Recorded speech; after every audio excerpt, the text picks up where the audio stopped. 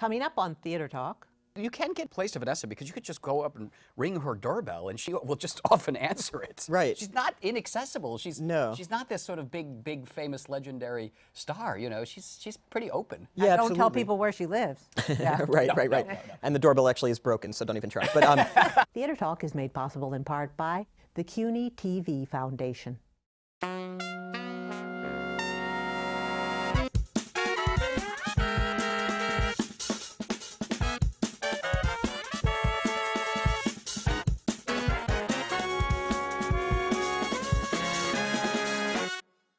From New York City, this is Theater Talk. I'm producer Susan Haskins. And I'm Michael Riedel of the New York Post. So Michael, tonight we have an emerging young playwright who also happens to be an Academy Award nominated movie star. Yeah, minor little resume he's got there. Jesse Eisenberg, a fine actor and a very fine playwright who has a new play Off-Broadway at the Rattlestick Theater called The Revisionist. And you're opposite, another minor actress, Vanessa Redgrave, right? Just the two of you. And who's the third actor in the play? He's very Daniel Radcliffe. Daniel Radcliffe. Yeah, great New York actor, plays a character who speaks not one word of English. Right. Yeah. Well, it's a terrific play, and just to set it up for our viewers who've not seen it, you play a writer who's struggling with a draft of a book that you've got to turn in, and in order to get it done, you leave America and you go to a relative of yours in Poland, and that's Vanessa Redgrave. Right. Why did your character choose Poland? Why go there to get away from his own particular struggles in America? He has this kind of naive, self-aggrandizing notion that if he does something drastic, like fly, he originally wanted to go to Kathmandu and it couldn't get a room there, and then emailed a guy from college who moved to Tanzania, and he was going to go visit him in Tanzania, but the guy never emailed him back. So he just tries to do anything that he thinks is like this drastic change of scenery in order to write his book. But of course, when he gets there, he realizes his lack of talent in America travels with him to Poland. Well, I think it was Somerset Maugham who said, you know, he tried to get away from himself, and the only trouble was that he brought himself with him. Right, exactly. So that's it. Yeah, exactly. Yeah, but along the way, though, we begin to get the story, which we don't want to give it away because there's some surprises in the play, of Vanessa's character, who is it fair to say there's a slight element of Sophie's Choice there, that there's a story that it will emerge in. Yeah, so Vanessa plays you know, a survivor of World War II, and she survived in a pretty in a very complicated way, but is actually kind of harboring this even bigger secret that she's been holding on to for many decades. And over the course of the play, you know, my character and her bond, and she starts to feel more comfortable and starts to reveal things to him that he's not initially in a place to accept. Right. What got you thinking about this whole idea for a play? Were you interested in this period of history, or do you have any relatives yourself who survived the Holocaust? Yeah, I think, you know, I started to get interested in like my own family's history, probably just as an extension of my own narcissism a few years ago, because this was like a way for me to focus on myself in a way that didn't appear that way. So, but I have an aunt who I'm very close with. She's actually lives on the block where we're filming this. She's 101. She was born in southeastern Poland, and I told her if I ever got into a movie in Europe, I would go drive up to this town and take a picture of her house so that she can see it, you know, because she can't fly back there. So I was doing a movie in Bosnia, and I drove up to this little town. I took a picture of the house, and then while I was there, I knew that I have this I have a second cousin who lives on the other side of the country in Szczecin, Poland, named Maria, who is the character's name that Vanessa plays in the play. And I went to go stay with her because I knew she lives alone and would probably love to have some company.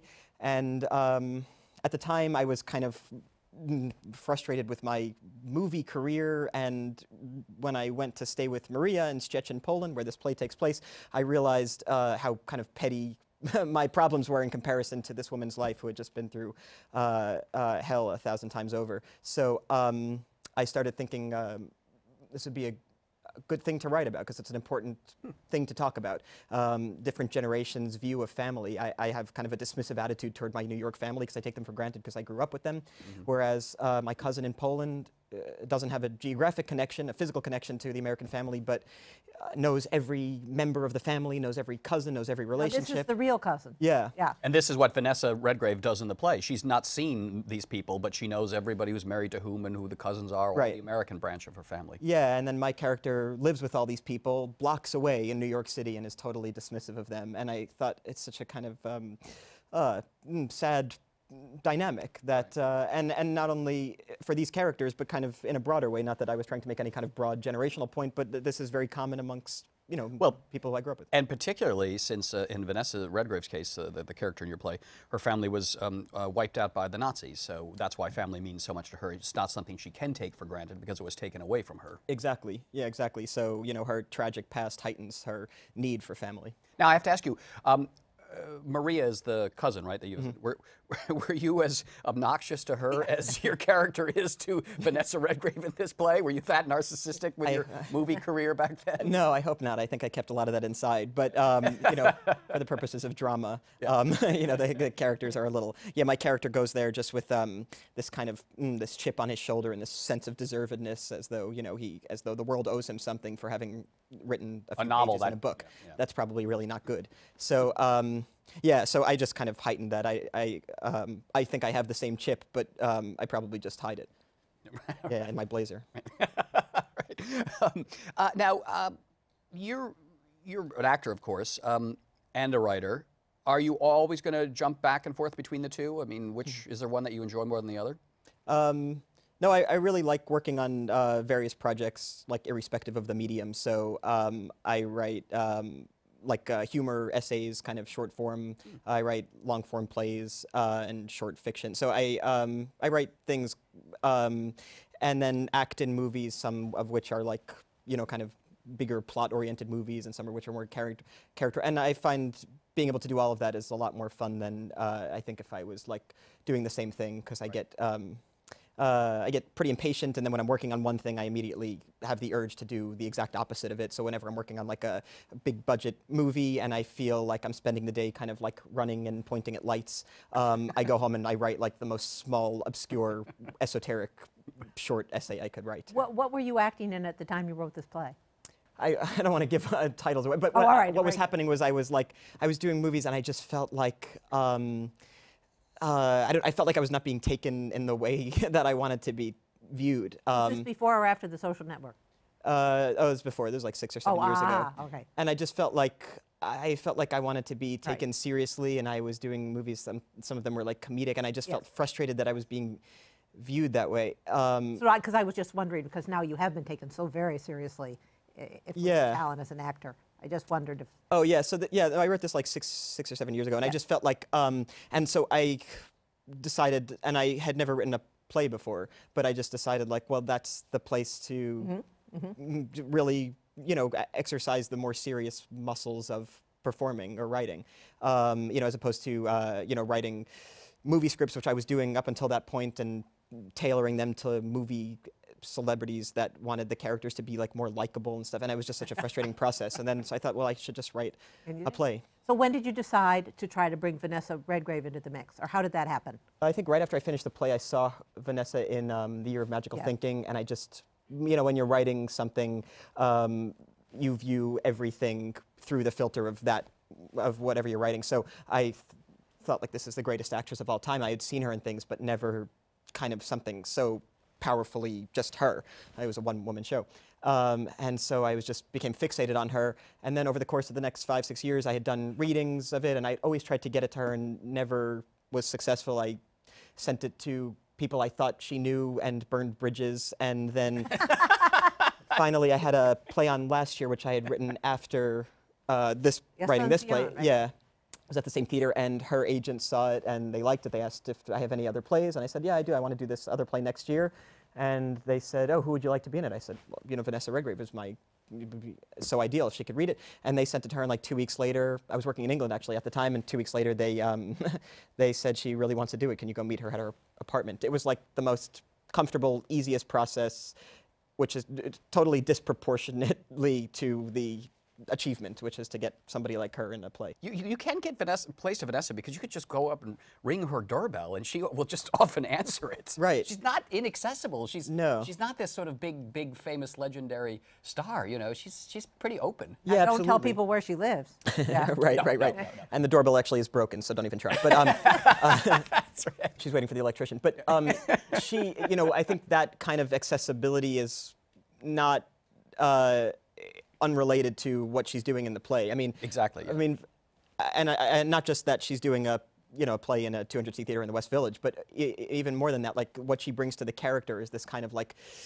this modesty and humility and quietness and smallness and specificity that is totally related to that kind of open accessibility that she personally has. We had Brian Dennehy on when he was doing Long Day's Journey in Tonight with Vanessa, and Brian said that he had done the show the year before in Chicago, and he said, I know the character, I know the parts can be fine. He said the very first time we got together and read the script at the table, Vanessa was doing things that made me realize I had to completely throw out that performance and reinvent it again, because he said I'd never had that experience with an actress who was so willing to go in these many bold and different directions. And he said it was the most exciting acting experience he's ever had working with her, because she was totally unpredictable. And I'm just curious if you've had a similar experience, or if you can tell us what the experience is like working with someone at her level.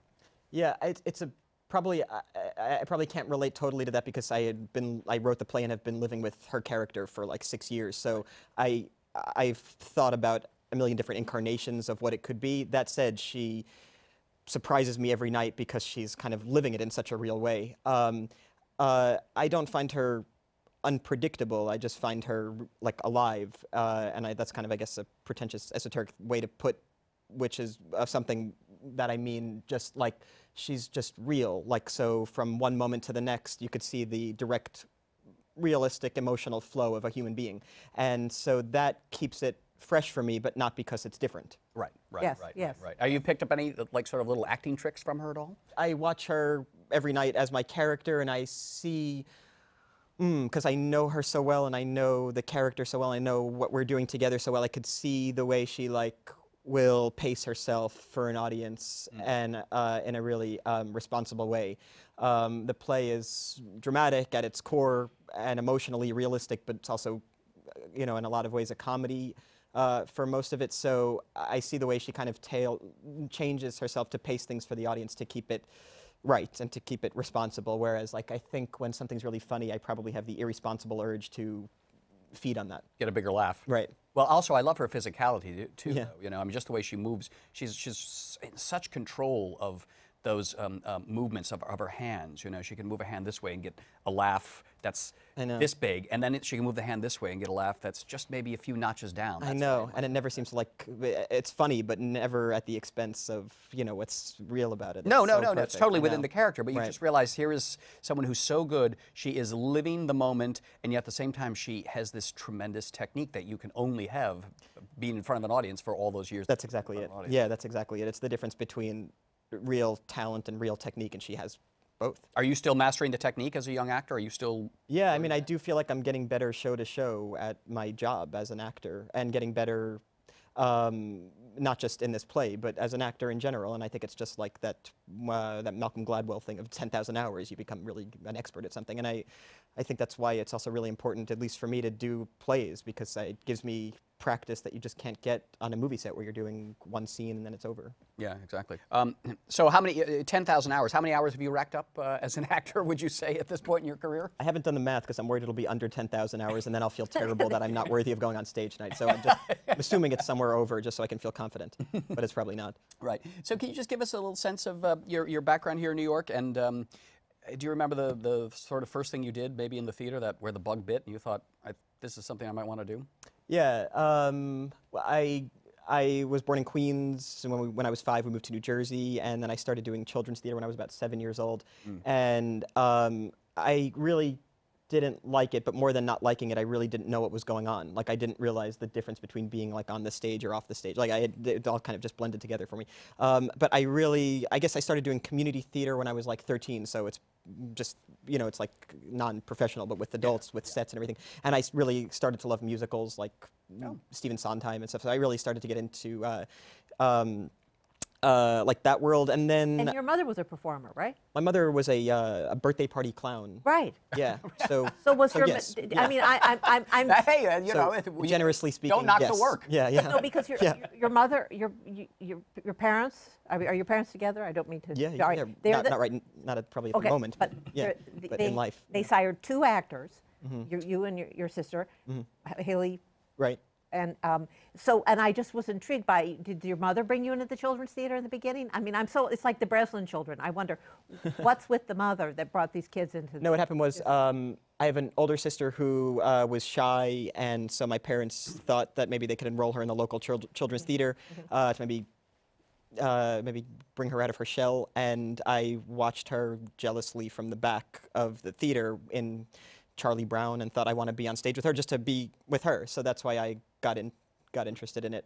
And but I think I was just like maybe an ambitious kid, so I thought, well, I want to be in theater now with adults, and then I want to be in theater in New York. When I heard you could be in theater in New York City, it seemed like the greatest thing. So when I was like 14, I was able to come into New York City, and I started auditioning for things and found an agent, and I got like into a show at the Roundabout Theater when I was 14 called Summer and Smoke as an understudy, the Tennessee Williams play. And Alma Weinmiller. What's that? Alma Weinmiller. Whoa, very good. That's not what he played. right. I played the young Alma Weinmiller. Yeah. What was the community theater show that you did, the first one you did that you really sort of hooked you? It may have been like Merrily We Roll Along, which is like still one of my favorite shows, Stephen Sondheim. Yeah, the one that goes backwards. Yeah, exactly. And it's funny because like at the time I remember thinking like, this is really, really great. And I still think that now, and like it's my life's work now. Like, and I love Stephen Sondheim and I love musicals. And So would you do musicals? Are you a singer? Do you sing? I don't. I wrote a musical that I think we'll do next year because I write music as well. And so I would like to do that as my next. I have another play for next year, but I think before that would do a musical. I wouldn't be in it. I wouldn't be in it. No, it's a 3-character musical, but I wouldn't be appropriate for any of the parts. But I like musicals. I'm not like a great songwriter, but I listen to musicals, from very young. So it's like just embedded. So I try to sit down and write a song like Elliott Smith or something, and it comes out like Frank Wildhorn, I guess. So. Well, have you ever met Steve?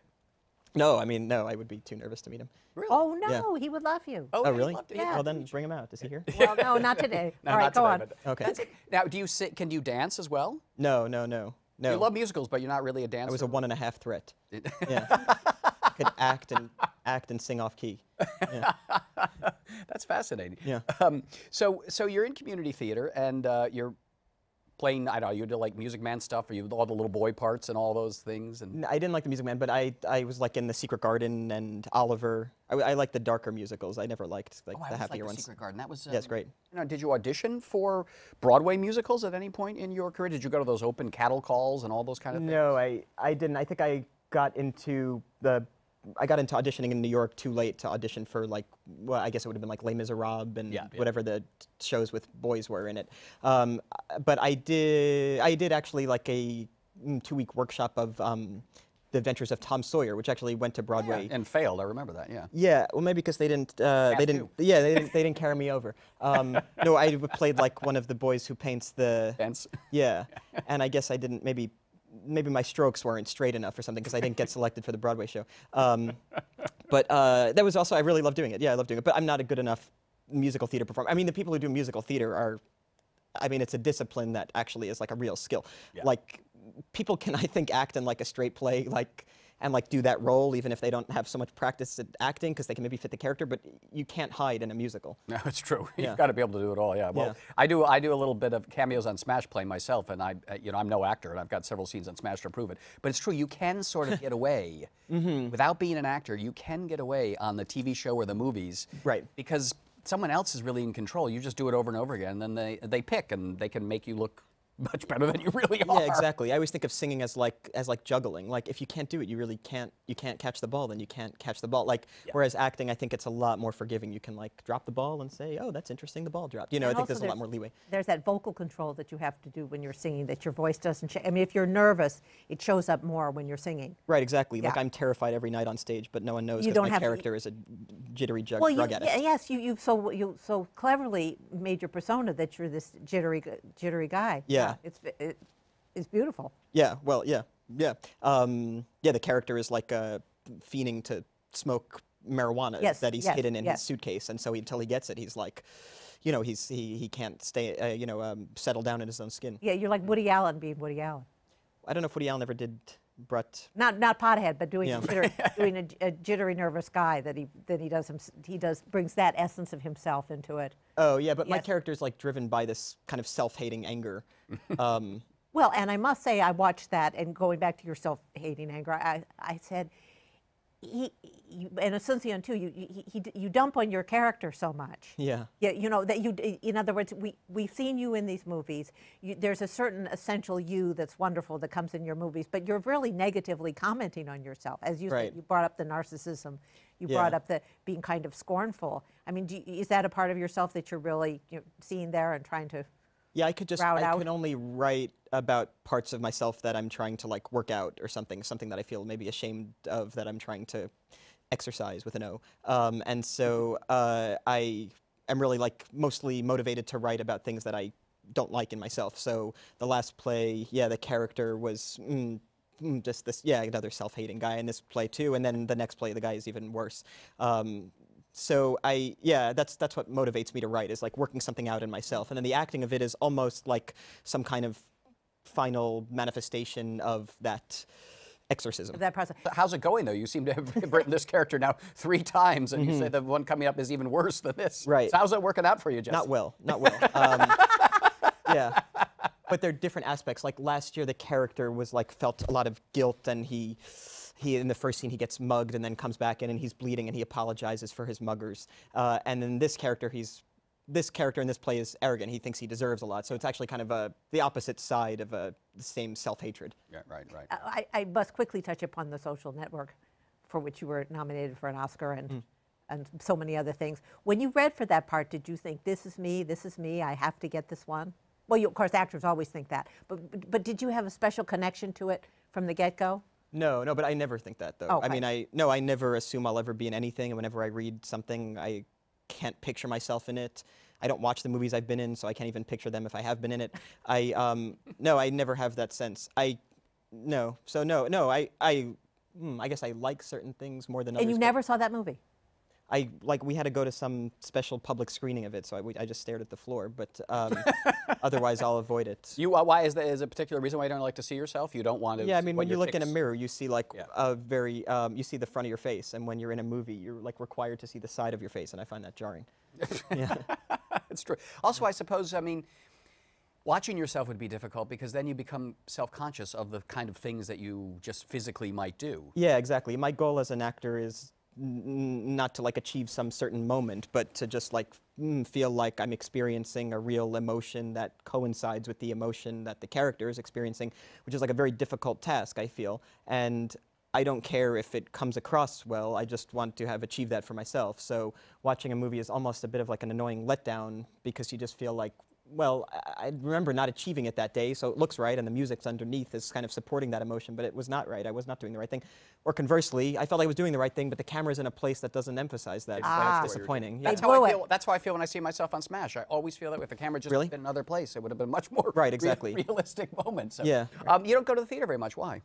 You're a playwright. Don't you want to, see what everyone else is doing? No, I feel like alternatively competitive, jealous, or or dismissive of something. And then I don't want to feel like if something's bad, which most things are bad, then I just feel like my thing is bad because I'm in the same medium. And if something's good, I think, well, I'll never be able to write something like that. I've seen like a few shows that have really been inspiring, like Clybourne Park most recently. I thought like, oh, that's exactly what I want to write. It's talking about interesting socio-political issues, but it's really funny, consistently funny, and talks about big things, but not in a way that's pretentious or esoteric or condescending. And that's the kind of stuff I want to write, but I so rarely see stuff like that. Yeah, well, Tom Stoppard once said, I did an interview with him, and he said, when I sit down to write and I look at my bookshelf and I see Dostoevsky and Tolstoy, he said, if I let them intimidate me, I would never write a word. You just have to turn your back to them and just go your own way. Yeah. Yeah, I think sometimes I feel like inspired by something that's really terrible because it makes me feel like, well, anything I do, it's going to be better than that thing, and that thing's on TV. So yeah, exactly. All right, well, you're a very, very talented young man. Jesse Eisenberg's new play is The Revisionist at Cherry Lane Theater, right? And I'm hoping you're going to work to move it. Oh yeah, I think we're talking about that. About going to Broadway. Yeah, we're talking about that now. Don't write anything snarky about that. Okay. Thanks. No, Thanks very much. It stars The Revisionist by Jesse Eisenberg, starring Jesse Eisenberg and the great Vanessa Redgrave. Don't miss it. And thanks a lot for being our guest. Thank you so much for having me. What an honor to be on the show. Thank you very much. And were you pleased, they asked of Helen in hell. Was I pleased, she said, that all Troy's towers fell, and Priam's sons were slain, and lost his throne, and such a war was fought shall ne'er be seen again. and fought for me alone. Was I pleased? She said. Oh, I should think I was.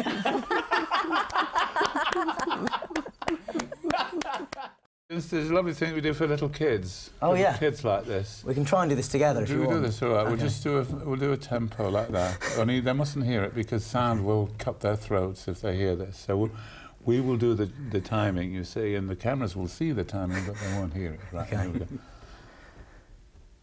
There was a man and he was an No, we're in different keys. Oh, wait, okay. That's it. There was a man and he was an encyclopedia. He knew the weight of the moon to an ounce and the name of every star.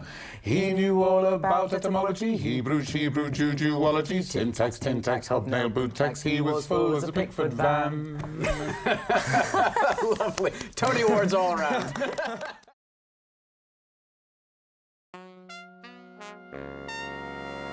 Our thanks to the Friends of Theatre Talk for their significant contribution to this production. Theatre Talk is made possible in part by the Frederick Lowe Foundation, the Eleanor Naylor Dana Charitable Trust, the Corey and Bob Donnelly Charitable Fund, the Noel Coward Foundation, Carrie J. Fries, the Dorothy Strelson Foundation, the New York City Department of Cultural Affairs, and the New York State Council on the Arts, a state agency.